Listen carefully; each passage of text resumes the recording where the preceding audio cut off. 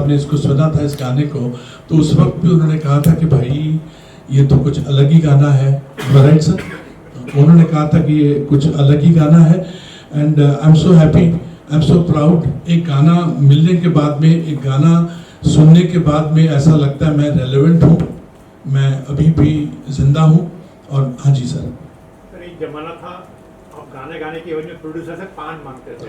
जी जी जी जी, payment नहीं मांगते थे, पान मांगते थे। तो यहाँ क्या सीन रहा? जी नहीं, इसके लिए उतने ही पान वाले पैसे मिले हैं, क्योंकि ये उसमें म्यूजिक डायरेक्टर भी था, उसमें रिकॉर्डिस्ट भी था, उसमें सब कुछ वही था और पैसे ना के बराबर थे। उसमें मोहब्बत थी, प्यार था और इनका पैशन था। एक आदमी पैशन से काम कर रहा है, इनके आगे पीछे दाएं बाएं कोई भी कॉर्पोरेट नहीं था राजेश जी, कोई कॉर्पोरेट नहीं था, अकेला वन मैन आर्मी था। इट वॉज लाइक पान में सुपारी भी नहीं थी। अभी मैं पान खाऊंगा, बड़ा सुखी हूँ क्योंकि आप लोगों ने पसंद किया। मेरी ऑडियंस आप हो, ये कैमराज हैं और आप लोग हो, आपके चेहरे पे जो ईमानदारी के जो एक्सप्रेशन मुझे मिल रहे हैं, I am so honoured. I am Pannu ji, I am so honoured. Anil भी यहाँ पे हैं और आप सब लोग यहाँ पे हैं, प्रमोद भी हैं। और मुझे बड़ा अच्छा लग रहा है मुंडे जी कि ये गाना आप लोगों ने पसंद किया है और खट्टर जी ने भी पसंद किया और हमारे राजेश जी ने भी पसंद किया इसको। आते ही इन्होंने कहा कि बहुत अच्छा गाना है। तो गाने की कहानी ये है। अब ये गाना हमने ये भी देखा है कि हमारे एक गाने ने पूरी फिल्म को बहुत बूस्ट किया और ये मैं कहूँ कि उसको सुपरहिट भी किया। हमारा पहला गाना तुन्ना तुन्ना तक तक तुन्ना, फिर दुनिया थी ठा ठा ठा, और फिर बड़े काम का बंदर, नाचे तो धर्मेंद्र, रोए तो राजेंद्र, फिर अमिताभ बच्चन जी की फिल्म आंखें, पटेला जेब सिल जाएगा, जो चाहोगे मिल जाएगा। ये गानों ने फिल्म को बहुत आगे लेके जाए। मेरी दिल से ख्वाहिश है और मेरी दुआ है इस फिल्म को, ये छोटी सी प्यारी सी फिल्म जिसमें कि मेरे दोस्तों ने बहुत अच्छा काम किया है, इस फिल्म को आगे लेके जाए। ये गाना, ये मैं नहीं कह रहा हूँ, ये मेरे अंदर से कृष्ण भगवान कह रहे हैं कि इसमें ऐसी बरकत पड़े इस फिल्म में, इस गाने की वजह से, इनके अच्छे काम की वजह से, कि हमारे डायरेक्टर ने उसके बाद 48 पास पार्ट 2 बनाए, 3 बनाए, 4 बनाए। क्योंकि 48 कोर्स जो है वो अभी तक किसी ने सोचा ही नहीं। हमने इतने प्रवचन सुने और वहाँ पे जो स्वामी जी हैं कुरुक्षेत्र के, मैं उनका शुक्रगुजार हूँ कि उनके यहाँ पे हमने शूट किया इसको, गाना वहीं पे शूट किया और गाने में उनकी प्रेजेंस भी है। Thank you very much Swami ji, thank you very much कि आप ने अपने चरण कमल जो है इस गाने में आप आए हैं और इसकी शान को बढ़ाया है। Thank you very much Swami जी। मैं चाहूँगा कि राजेश जी आप कुछ कहिए प्लीज।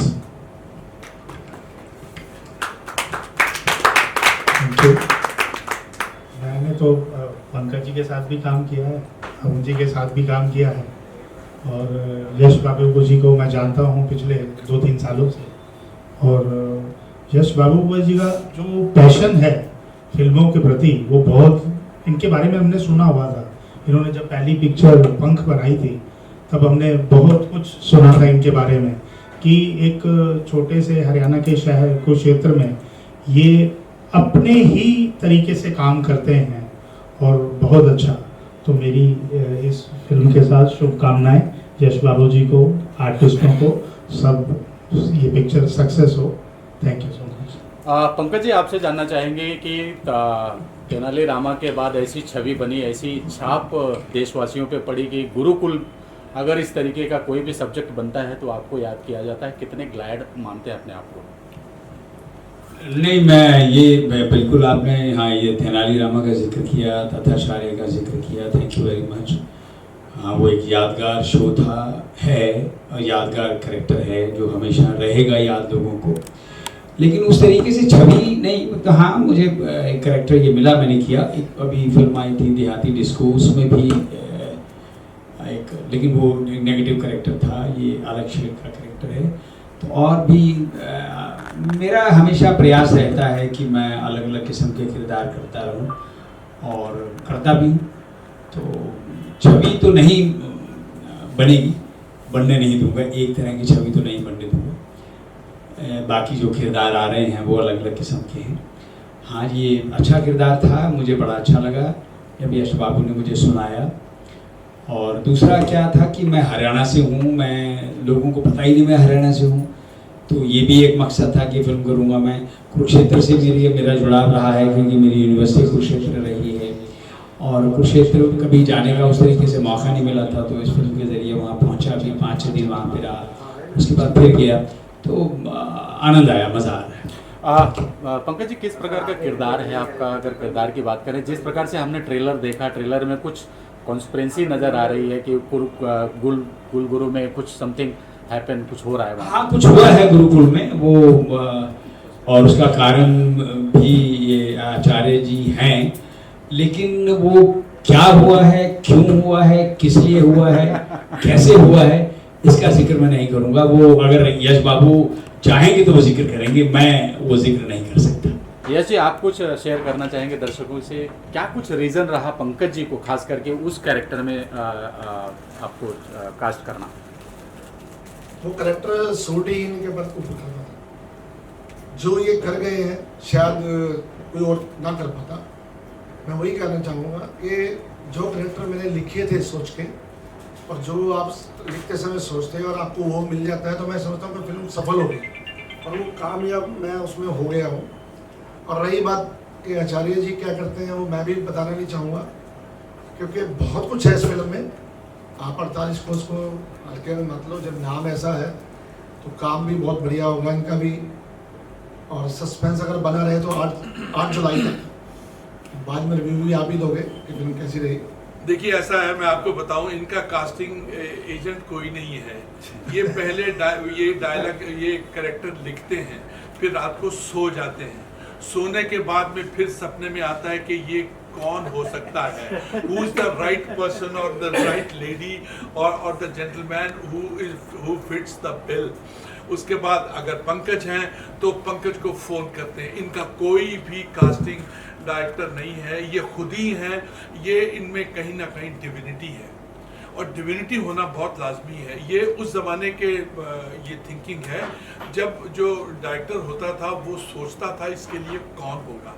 60s में, 70s में, इवन इन 80s, 70s और 80s में। उसके बाद ज़माना बदला, कास्टिंग डायरेक्टर का एक उपाधि निकल के आई है।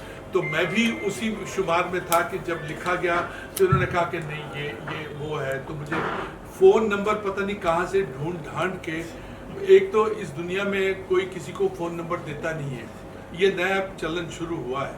हम लोग तो फ़ौरन देते हैं ताकि अच्छा आदमी अच्छे से मिले, तो why not, it's a game. लेकिन इनका जो है वो ये है कि पहले कैरेक्टर लिखते हैं, फिर रात को सपना आता है कि वो फला फला आदमी है, उससे कांटेक्ट होता है, सीधी स्पष्ट बात है, उसके ऊपर अपना पूरा दाव लगा देते हैं और वो इनका काम भी हो जाता है। बोले पोले आंदा रब राखा, जो पोला बंदा होता रब राखा ही है। और ये फिल्म में सारे कैरेक्टर कहाँ से, am I right, sir? बिल्कुल हाँ, सही। हाँ डेफिनेट कीजिए ना। यस। तो अरुण जी, आपसे जानना चाहेंगे कि किरदार जो आपका, इसका गाना तो ठीक है, समझ में आ गया लोगों को कि गाना तो ठीक है, लेकिन जो किरदार है मुंशी जी का, लाला जी का, वो मुंशी क्या जी का है रोल किरदार? नहीं है, हाँ? मुंशी जी नहीं है वो। हाँ, आपने मेरे अच्छा, दिल आप को बताइए, जला आप- दिया यश कि जी, आप गाना बताइए। तो ठीक है, गाना कैसे सिर्फ ठीक है छोटे। आपने ये तो सुना होगा कि कोई प्रॉपर्टी डीलर बन गया तो आगे 4 प्रॉपर्टी डीलर और हो जाते हैं। जब कमाई होती है तो एक इंडस्ट्री खुली, होटल बन गए तो होटल ही लग गए। तो आपने कभी ऐसी फिल्म नहीं देखी होगी जिसमें एक दानवीर अगर 10 रुपये बांट रहा है तो उनके सामने लाला श्यामलाल जी 100 रुपये बांट रहे हैं।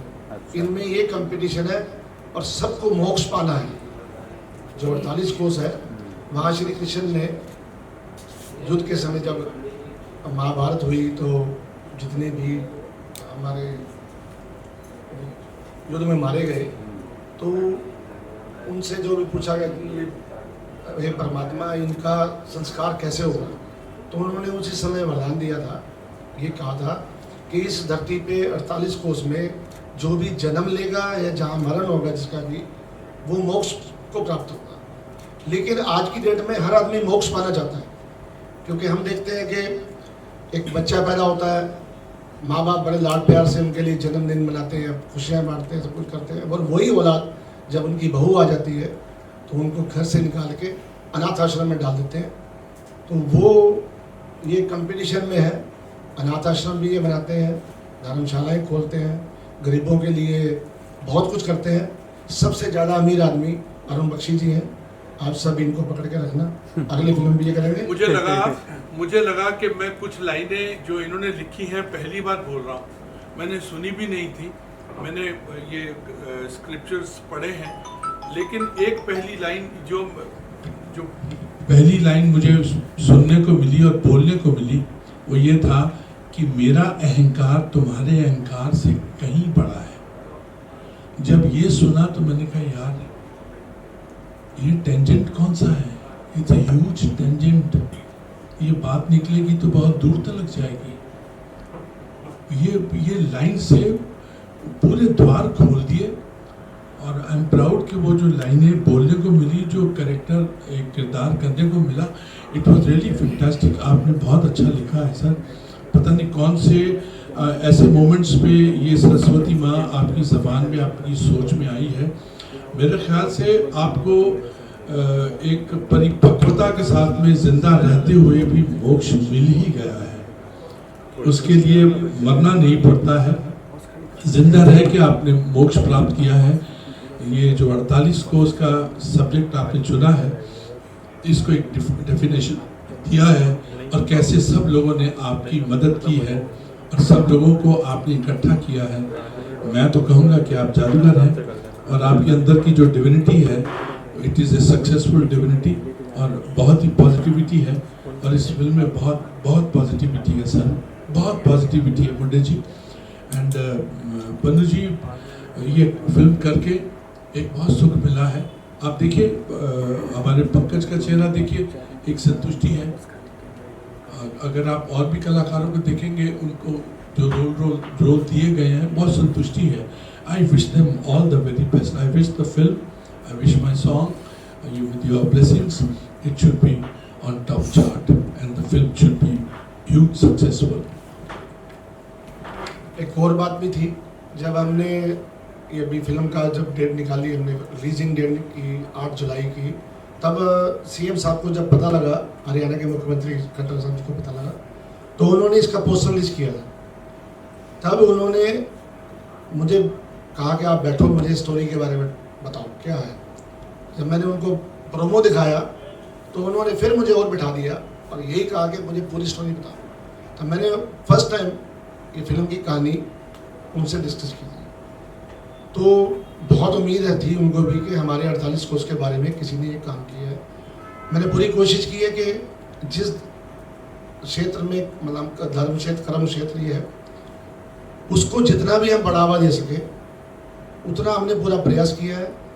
और 48 कोर्स मेरे हिसाब से इस समय की सफल फिल्म होगी, क्योंकि बहुत से लोगों ने बहुत कहानियाँ लिखी हैं, बहुत से राइटर हैं जो नए से नया कंटेंट लेके आते हैं और पब्लिक उसको ज़्यादा पसंद करती है। ये सब्जेक्ट बिल्कुल नया है, जैसे कि आपको अरुण जी ने भी कहा और पंकज जी ने भी कहा। अगर इनको पसंद आया है तो मैं समझता हूँ पब्लिक को भी पसंद आएगा, और अगर ये पब्लिक थिएटर में जाके पिक्चर देखेगी तो उसको ज़्यादा आनंद आएगा। बहुत से लोग OTT प्लेटफॉर्म के लिए इंतज़ार करते हैं, तो उनको सिर्फ 2 महीने का और इंतज़ार करना पड़ेगा। 48 कोर्स 8 जुलाई को सिनेमाघरों में आ रही है। मेरी सबसे विनती होगी कि प्रोड्यूसर को जिंदा रखने के लिए थिएटर में जरूर जाएं और इस पिक्चर को देखें, ताकि मैं फिर और भी नए कलाकारों को हमेशा मौका देता रहूं। और अरुण जी ने जैसे बात कही, मैंने अब तक जो भी फिल्में बनाई हैं, पहले मैंने फिल्म का टाइटल लिया, उसके बाद मैं फिल्म लिखता हूँ। पहले मैं कोई प्लान नहीं करता कि मेरी स्टोरी क्या होगी। फिल्म का नाम, अभी हम 4 फिल्में और बना रहे हैं। एक राजेश बब्बर जी भी मेरी फिल्म को डायरेक्टर है, वो नाम बहुत जल्दी आपको मिल जाएगा। और आप 48 कोर्स के लिए तो बधाई दे सकते हैं। जो जी यश जी, धवन जी बहुत कम फिल्में करते हैं, उनको कैसे तैयार किया आपने, उनका किरदार क्या है?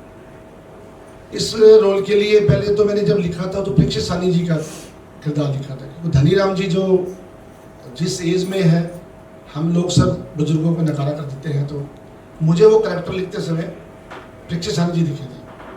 तो परीक्षित सानी जी से जब भी मेरी बात होती थी तो उन्होंने यस तो कर दी थी स्टोरी के लिए, लेकिन कोविड के चक्कर में उन्होंने लास्ट में कहा, यार तुम तो जवान हो, तुम अपनी फिल्म पूरी करो, मेरे चक्कर में मत रहो।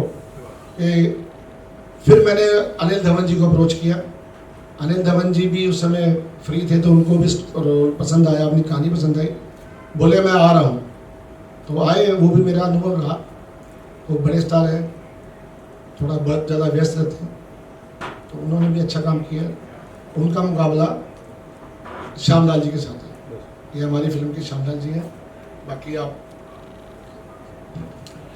मैं अगेन, क्योंकि mike is on now and it's happening, मैं अगेन जो मेरे गाने के साथ में कृष्णा सॉन्ग के साथ में एसोसिएटेड है, दैट इज दिनेश रहाते, जो मेरे प्रोग्रामर हैं। और हमने इसको लता मंगेशकर जी के स्टूडियो में किया था। वहाँ मकसद ये था कि ऑलवेज हमको एक ब्लेसिंग मिलती है और वहाँ की एक अजीब सी अलग सी डिविनिटी है। और उसमें हमारे रिकॉर्डिस्ट मिस्टर नीरज वो थे, उन्होंने बहुत मेहनत से काम किया। एंड जो इसके राइटर हैं मिस्टर गौड़, संदीप गौड़, जिन्होंने ये गाना लिखा है। And I am very happy and I am thankful to this beautiful team. And yes, हमारे साथ में हमारी जिन्होंने कोरस में गाया था और श्लोक बोला था, सुजाता जी, मैं उनका भी शुक्रगुजार हूँ। और इसके जो आलाप हैं, जो कृष्णा आलाप है, वो दिनेश रहाते ने गाया है। And he is a fantastic programmer and he is a wonderful singer also, and a talent to watch in the future. I wish my team very happy. God bless them. ऐसे ही संगीत का कारोबार चलता रहे, नए लोगों को हम चांस देते रहें। मैं I always make it a point कि अगर कोई talented है, अगर 19 भी है तो भी मैं चांस देता हूँ, and why not? उनका अच्छा हो जाता है। उनको स्पेशली मैं उनका नाम आगे करता हूँ और उनको रेकमेंड भी करता हूँ, ताकि एक जो पौध है, जनरेशन है, उसको आगे जाने का मौका मिले। आप कुछ कहना चाहेंगे sir? Thank you very much, thank you, धन्यवाद। Thank you so much. मेरे ख्याल से वो छोले भटूरे वेट कर रहे हैं हमारी, और छोले भटूरे चीख के बोल रहे हैं कि आप आइए और प्लीज आपको खा ही लीजिए। तो चलिए, मेरा मतलब है 48 कोर्स में छोले भटूरे भी हैं। Wishing, thank you very much friends. Pannu ji, आप कुछ पूछना चाहेंगे कुछ लास्ट में प्लीज? पन्नू, दुबई में लॉन्च हुआ है और साथ में एक गाना है, वो लॉन्च हुआ है। जो फिल्म है उसका नाम 48 कोर्स है, और इसके प्रोड्यूसर, डायरेक्टर और जो राइटर हैं वो आप हैं, Rajendra Yash Babu ji. He is from Kurukshetra. 48 Kos बोल चुका हूँ।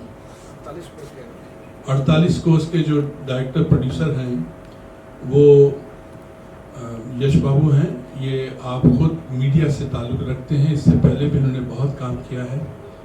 और एक जो हमने फील किया है, जो हम मिले हैं इनसे, passionate, is full of passion, और बिल्कुल गुथे हुए हैं सिनेमा के बीच में।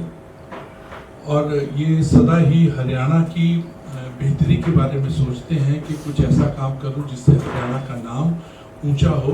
वैसे भी हरियाणा का नाम दुनिया में बहुत ऊंचा है, because it's a sports capital of India. और यहाँ से एक बहुत महान जो खिलाड़ी निकलते हैं, अब ये सब चाहते हैं। हमारे साथ राजेश जी हैं। Rajesh ji is also from Haryana and he is a well-known maker. I had a honor to work with him. ये सब लोग चाहते हैं कि हरियाणा का नाम टॉप पे हो, और हरियाणा का नाम डेफिनेटली टॉप पे जाएगा। ऐसे बड़े अच्छे मेकर्स हैं जो अपना अच्छा काम करना चाहते हैं। बात वहीं आती है 48 कोर्स की।